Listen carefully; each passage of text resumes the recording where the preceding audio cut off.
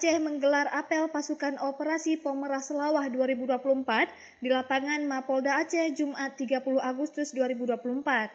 Gelar pasukan itu dilaksanakan dalam rangka mengecek kesiapan personel dalam mengamankan Pekan Olahraga Nasional atau PON ke-21 Aceh Sumut yang akan dihelat pada 9 sampai 20 September 2024.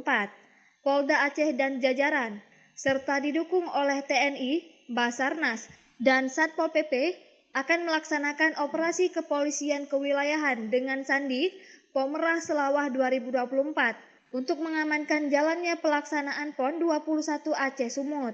Operasi ini akan dilaksanakan selama 24 hari mulai 29 Agustus hingga 20 September 2024 dengan mengedepankan tindakan preemptif dan preventif didukung dengan kegiatan deteksi serta penegakan hukum guna mengamankan seluruh rangkaian baik sebelum, pada saat, maupun sesudah pelaksanaan PON 21 Aceh Sumut.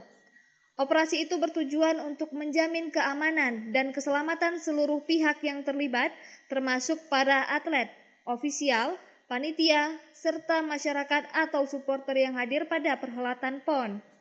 Dalam operasi tersebut juga mencakup pengamanan seluruh kabupaten kota, 49 venue, 33 cabur, dan 42 pospam, dengan melibatkan 10.085 personel gabungan yang terdiri dari 4.579 personel Polri, 4.190 personel TNI, 1.154 Satpol PP, dan 162 personel Basarnas.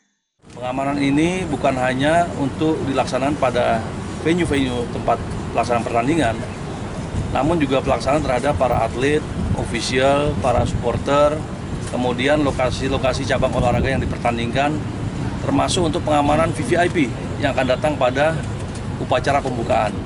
Jadi kalau VVIP nanti penjuru utamanya adalah Pak Panglima selaku protap waskita. Sudah kita bagi semua.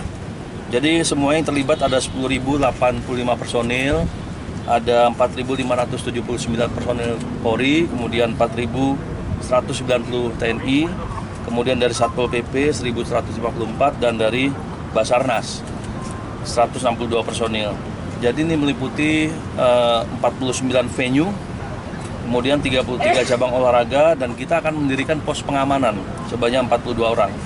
Jadi semua lokasi-lokasi venue dan tempat cabang olahraga itu sudah kita plotting dan kita dirikan pos pengamanan.